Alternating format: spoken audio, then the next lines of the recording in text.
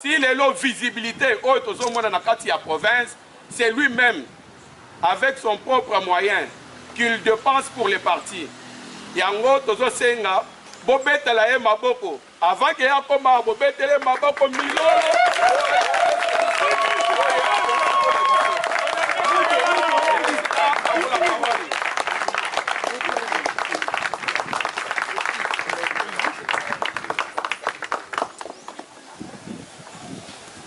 IDPS viva! Viva! IDPS viva! Viva! Félix Tshisekedi viva! Viva! Viva! Viva! Etienne Tshisekedi, héros national, Félix Tshisekedi, chef de l'État, béton, Big Rouge. Parti! Béton! Parti! Béton! Parti! Béton! Béton! Béton! Big Rouge. Esengo eza makasi na mukolo ya lelo na ndenge toye na selile na biso ya Bwima. Toko remercier ba organisateur ya manifestation ya mukolo ya lelo, président Ndaya, président Lévi, président Arnold, na batu nyonso ba participer pour événement ya lelo ezala réussite totale. Na bo sanité docteur Nzembele po atalinga Jamis Mabe, donc il est pas à la kati ya ba organisateur. Nako saluer pe présence ya honorable Martin Landumboko azali na biso awa, il pas azali parmi batu oyo to sali na bango musala makasi na parti IDPS. Si les lots tous ensemble, tous allons cheminer, nous avons le même souci. Quand on a coûté awa, na sepeli makasi, et na rosenga bobete la épée maboko, na ndenge andini, ya kosanga na biso. Souci eza moko biso banso na kati ya IDPS. Parti na biso ekende liboso. To lite bambule belé. Batukutu bazakisu na espoir te likiate que un jour IDPS a kozwaka pouvoir. Mais biso toyaki na prière tobanda kobeta mikolo nyonso. Chaque jour prière wana ezalaki. Tondolo ba toujours IDPS vaincra et gouvernera le Congo. Tenons bon, l'IDPS vaincra et gouvernera. Ezaki prière na biso ya chaque jour. Et biso to ndimaka na prière wana ke un jour ekokokisama. Et na mukolo lelo ekokisami te? Ekokisami. Donc photo za na esengo makasi na lit oyo même ba père fondateur ba mené ebele ba kufa ba combattant ebele pe ba kufa ba mususu ba kota ba boloko makambo ndenge na ndenge mais lelo IDPS ezui pouvoir. Eza pouvoir ya biso nyonso. Makambo ekosalema na pouvoir ya IDPS ezali pona esengo ya ba peuple congolais nyonso. Mais tozui pouvoir faire l'opposition na conserver et puis gouverner, c'est pas la même chose. Opposition c'est comme si ezaki nango un peu facile hein, par rapport à poids sikoyo auto komi nango charge komi makasi. Tant que tu as une opposition, tu as une lobby na biso kaka to critiquer, mais sikoyo biso nde ba komi ko critiquer. Bison des photos ça la makambu de façon que tu conserver le plus longtemps possible le pouvoir ya IDPS. Tu lutter pendant 37 ans et que se justifier tu sali mandat moko après esili nango. Voilà nous to zaba zoba. Mais effort na biso lelo na ba analyse nyonso na ba étude nyonso tozo ko sala c'est comment conserver le plus longtemps possible le pouvoir autosuit. Dans le photo, on a un exemple, il y a un en Afrique du Sud. Depuis Mandela doit pouvoir, Atiki, Tabombeki Azui, Zuma Ekozwa, Ramaphosa Azui, après Moudmousous Akozwa, ils ont continué Kaka, Nakati ya ANC. C'est ça la conservation du pouvoir. Le plus longtemps possible, d'accord, mais il faut tout travailler. Ceux qui travaillent, ça, tout ça, là, discours à Pamba. Alors, yango bokomona soki ke activité IDPS ezali totiaka attention na biso nyonso na activité IDPS partout ekozala même soki eza na chimpi tokokende pour que IDPS na biso et continuer kozala pour que IDPS na biso eyebana davantage pour que conservation ya pouvoir ezala likambo ya solo.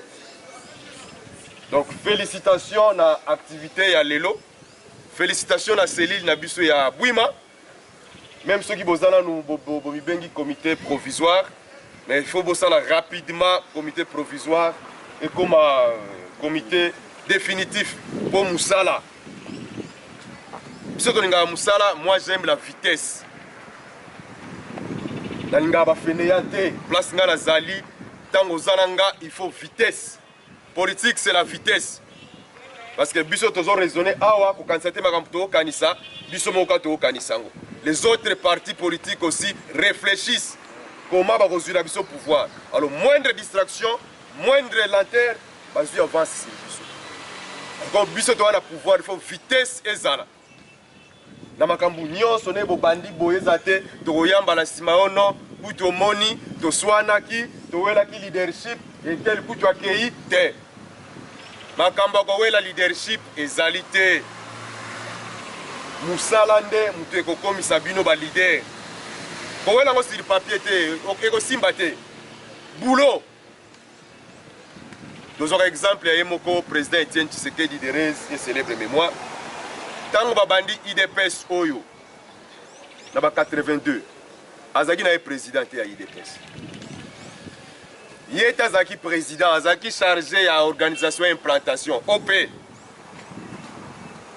Mais comme alingaki musala, comme azaki na vitesse et comme aka même ceux qui va quelque part activité zali, ceux qui vont bandi na mutwa implantation na organisation politique a bandako Koloba, ceux qui assis ici, activité payée. Moi, je suis président, je suis vice-président, président, ceux qui n'ont pas le bassousou. Parce que tout le monde se reconnaissait en lui, chargé d'implantation. Parce que Azaki n'a boulot. Et même pas la bino, pourquoi vous avez président? Vous avez ceux qui chargent à Nini, mais ceux qui boulot et Zali, Batou, et puis sérieux, honnêteté. Et que ça, la bino qui Batou, c'est pelana bino. Et que ça, que c'est l'île qui est payé, du bosso. Pour biso, IDPS, on est au batangu nyonso, et ça, n'est pas na biso, donc, n'a na biso. Donc, on dit jamais, alors jamais, moutoumoko boye, aya, ko détruire IDPS. Pour batouba qui n'ont pas si bazali na lobibi, batouba koufa, bakangama, bakatana, makoloba, mona soginini, bazali. Alors, toko cracher sur bateau wana soki biso to tikali na parti oyo lelo lobi to bomi yango. Alors, to toleraka jamais eloko wana côté wana bokomona biso to un peu sévère et puis rigoureux soki mutu moko aye qui que vous soyez soko lingi au marché sur ba intérêt IDPS biso to côté lemela. Pour biso to lelo neti ba garder du temple ya parti oyo. Dans le but spiriere ezaki l'IDPS vaincra et gouvernera. Batu mingi bandi baka na bango.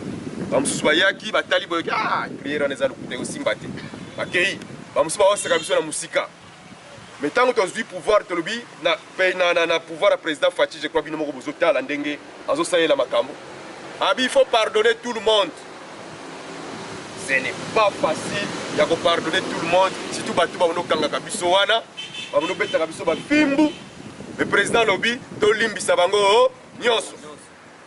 Et c'est ce que nous faisons. Et on dit mappé ba oignon so bazoya vers biso. Parce que pour gagner 2023, et ça ka biso te to organiser IDPS en 2023. Il faut to ratisser très large. To convaincre même bateau bana ba parti mususu baya vers biso. Nous sommes comme mutu oti côté mususu pas na biso, obengana été. Nous allons posa ya batu nyonso. Tango ye biso quand to ko ba laver cerveau, ko kotsa idéologie o ya biso pour que atikala libela.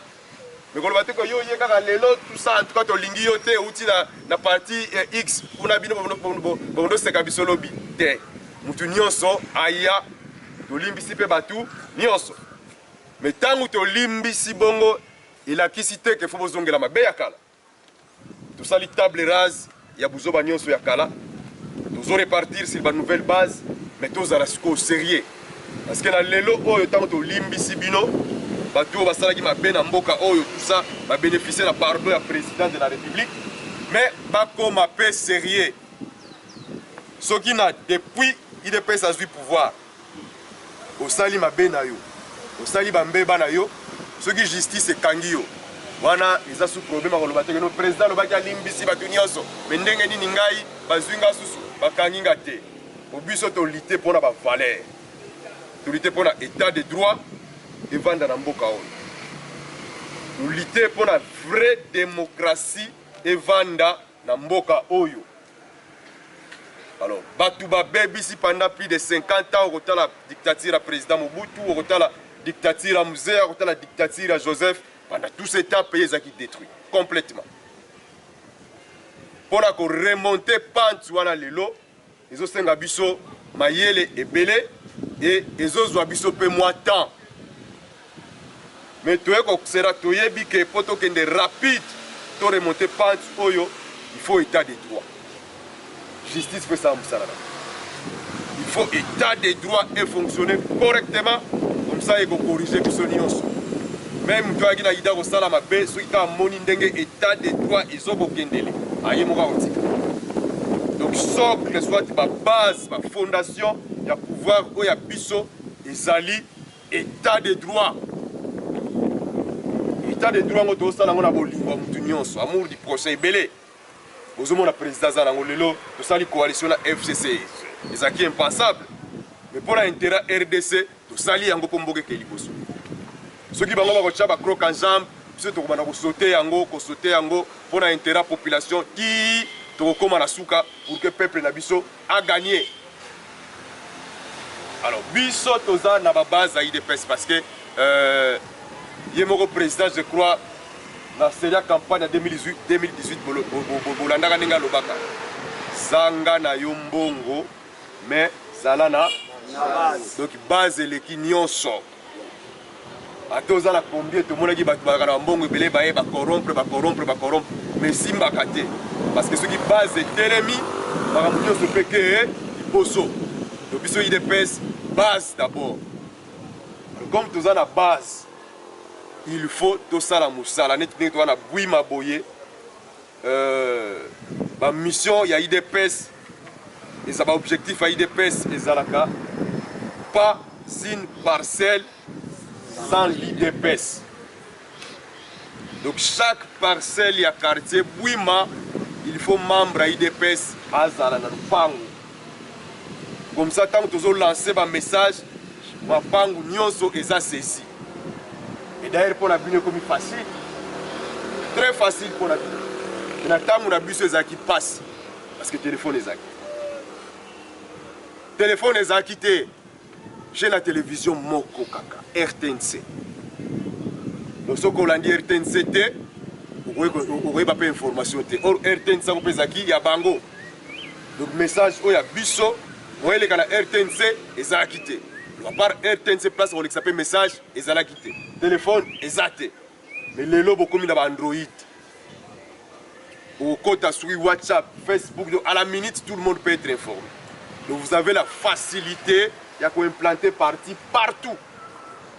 Donc vous avez l'excuse, vous avez passé, mais parti et se maintenir, dit les lois zali. C'est qu'au binôme, vous avez relais. Ceux qui vont vomir parti.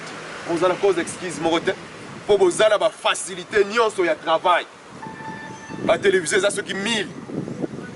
Canal 7 des alliés. Vous n'avez aucun de ceux qui easy. Ceux qui nin des alliés. Donc, on a 1000 chaînes par jour. Donc, on a Internet, Ndengoliki, Batman, Boma, Oroyoka, Izana Goma, Nakasumbali, partout au Hollande à la minute. Donc, Bino, il faut ça la plus que Bisso pour partir. Et ça a implanté. Autant que tu es en 2023, l'objectif na Bisso ezali pour reconduire le président Félix dans la magistrature suprême et puis encore gouverner sous la mandinga gouverner les siko boyete alinga sala boy kuna va bloquer parce que la majorité parlementaire exact. Au niveau de la province, c'est toujours compliqué, le gouverneur Moussoussou, comme Banzambé, il va bakopesa ordre boye bakokende mpe kosala yango te nyonso wana parce que toza na bamajorité te na baparlement tanke na assemblée nationale eza te na baassemblée provinciale mpe toza na bamajorité te est ce que faut tocontinue bongo na 2023 alors que toza na makambo ebele oyo faut tosala mpo na congo oyo et pour s'accélérer il nous faut des majorités parlementaires à tous les niveaux